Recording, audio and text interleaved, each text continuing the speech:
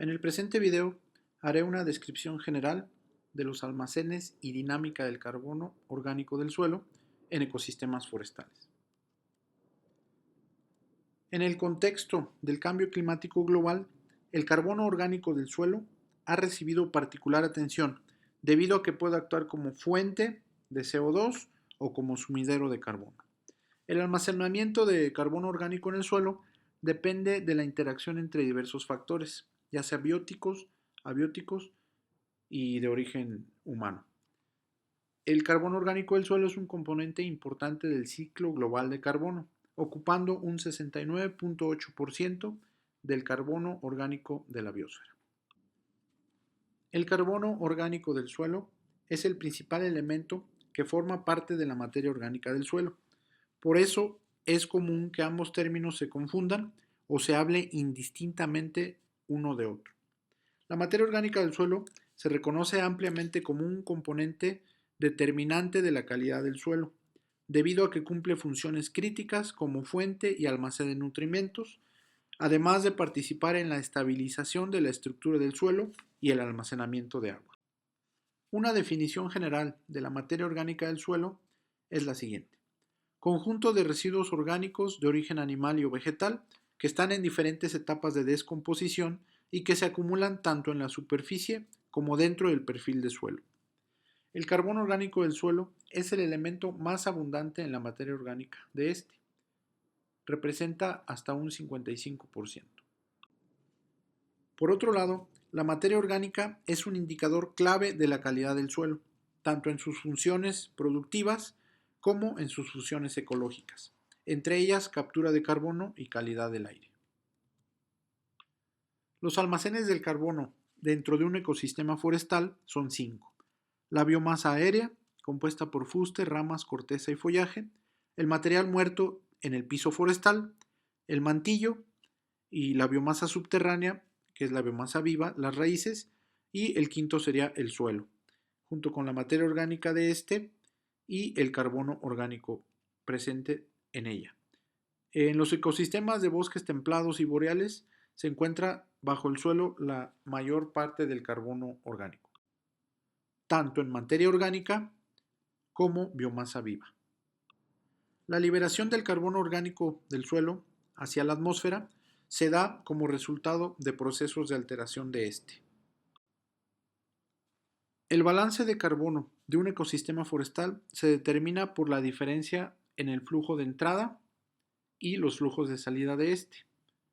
Los flujos de entrada están representados por la productividad primaria neta, que es la diferencia entre la fotosíntesis y la respiración autótrofa, y los flujos de salida son la respiración heterotrófica, la lixiviación, junto con la biomasa que sale por cosecha del sistema. A nivel mundial, el suelo almacena aproximadamente 1500 petagramos de carbono, lo cual representa casi el doble de la vegetación y el doble de la atmósfera. El carbono inorgánico representa cerca de 1700 petagramos, pero este es capturado en formas más estables, no disponibles para el crecimiento de las plantas, tales como el carbonato de calcio. Históricamente, se han notado grandes variaciones dentro de los almacenes de carbono. Se estima que las emisiones correspondientes por cambio de uso de suelo, deforestación, incremento en el pastoreo y de tierras cultivadas fueron cerca de 140 petagramos de 1850 a 1990, con tasas de emisión de 0.4 petagramos por año para 1850, de 1.7 petagramos por año para 1990, lo que representó una liberación neta de 25 petagramos de carbono. De acuerdo con el IPCC, la pérdida histórica de los suelos fue de 50 petagramos de carbono en el último medio siglo, lo cual representa un tercio de la pérdida total de la vegetación. Los flujos entre el carbono orgánico del suelo y la atmósfera son esenciales, porque son de manera positiva bajo la forma de captura y no son negativos como emisión de carbono, dependiendo de su uso y manejo y de su grado de alteración. Hoy en día, La mayor emisión de carbono se ha atribuido a las actividades humanas por quema de combustibles fósiles para transporte, para la industria de la transformación, la producción de cemento y el sector de uso de suelo, cambio de uso de suelo y silvicultura, que degradan los bosques mediante la deforestación, incendios, etc. Un hecho importante es que mientras la deforestación de muchas áreas forestales o ecosistemas forestales produce emisiones de carbono estimadas en 1.5 petagramos por año, al mismo tiempo se produce una acumulación en los ecosistemas terrestres de 1.8 a 2 petagramos por año, lo cual representa lo que es conocido como el carbono faltante en el ciclo, un sumidero que podría estar situado principalmente en la parte norte del hemisferio boreal.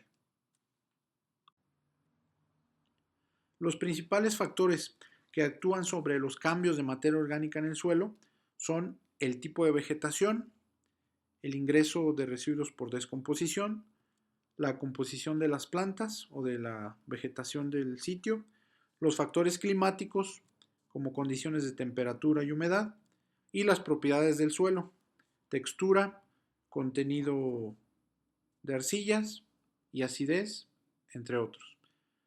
Asimismo, los microorganismos presentes en el suelo.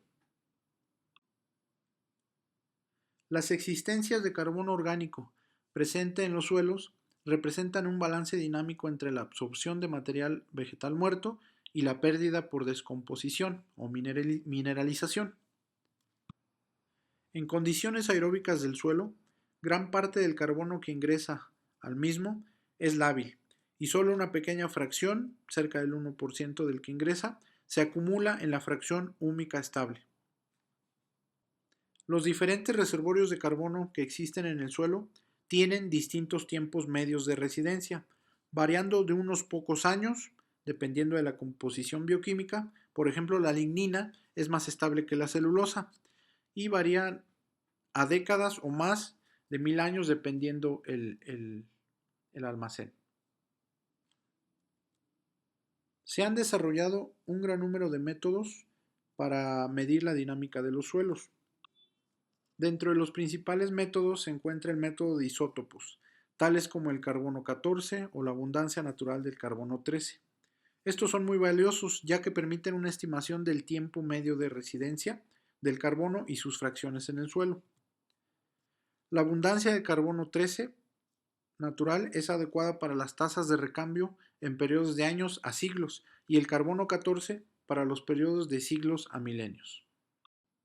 El método de la abundancia de carbono 13 natural puede ser usado solamente si en ese sitio ha ocurrido un cambio de vegetación de un tipo fotosintético C3 a un tipo C4 o viceversa.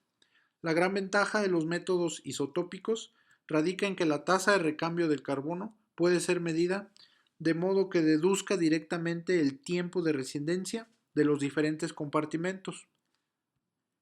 De esta manera, cuando hay un cambio importante en la vegetación, ya sea bosques, cultivos, pasturas, es posible seguir la evolución de los distintos tipos de residuos que dejan las plantas en el suelo.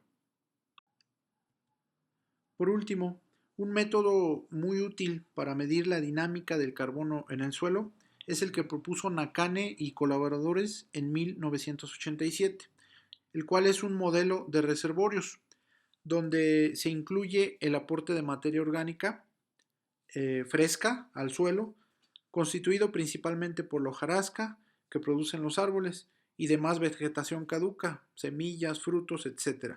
Pero también contiene desechos animales y organismos muertos. Al acumularse esta materia orgánica fresca en la superficie del suelo, forma el mantillo. Cuando la materia orgánica del mantillo se descompone, parte de esta compone CO2 y vuelve a la atmósfera en forma de respiración del mantillo, mientras que otra parte es transformada en materia húmica, formando el humus. Esta transformación se considera una transferencia hacia esta capa de humus en forma de materia orgánica. Otro aporte de materia orgánica al reservorio húmico proviene de la materia orgánica generada en el subsuelo. Esta se compone de detritos, en su mayor parte raíces finas muertas. El constante suministro de raíces finas muertas se debe al recambio de raíces, de manera que está directamente relacionada con la densidad y el tipo vegetal de la zona de interés. Igual que en el reservorio de mantillo, en los reservorios de humus y detritos, la materia orgánica está en continua transformación. Por esa razón existe una emisión de CO2 a la atmósfera que se suma a la respiración de las raíces para conjuntar la respiración total del suelo. Muchas gracias por su atención y que tengan buen día.